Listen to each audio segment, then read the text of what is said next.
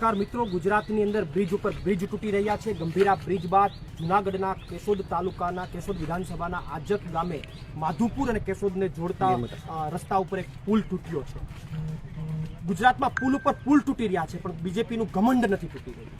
દરેક જગ્યાએ આવી પરિસ્થિતિઓ થઈ રહી છે। અત્યારે મેં અહીંયા આવીને સ્થાનિક લોકો સાથે ચર્ચા કરી તો મને સમાચાર મળ્યા કે એ લોકો અહીંયા જે કંઈ પણ સમારકામ કરતા હતા કે જે કંઈ પણ કરતા હતા પણ ડાયવર્ઝન આપવામાં નહોતું આવ્યું।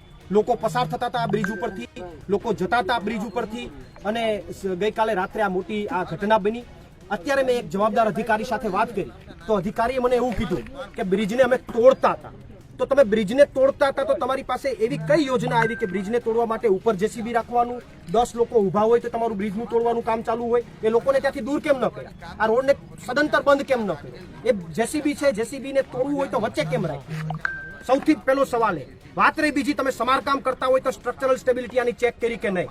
સ્ટ્રક્ચરલ સ્ટેબિલિટી ચેક કર્યા વિના આને તોડવો કે સમારકામ કરવો એ નિર્ણય ન લઈ શકાય। તો તમે કર્યું છે કે નહીં એનો જવાબ પણ મને તંત્ર આપે, અને સેફટી વિના તમે આ રોડ શું કામ તોડ્યો, આ બ્રિજ શું કામ તમે સમારકામ કરતા હતા? પહેલા સેફટી પર્પઝ રાખવો જરૂરી હતો। તો આમની અંદર તંત્ર અને બીજેપીનું બે જવાબદારીપૂર્વક વર્તન દેખાઈ રહ્યું છે।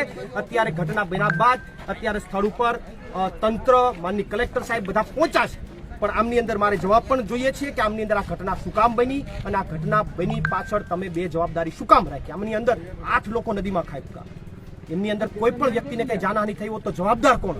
આ વાતની ચોક્કસથી અમે એમની પાસેથી જવાબ લેવા માંગીએ છીએ, અને આવનારા સમયમાં તો ઠીક છે, પણ આમાં જેટલા લોકો બેદરકારીપૂર્વક કામ કર્યું છે એના ઉપર કાયદેસરની કાર્યવાહી થવી જોઈએ।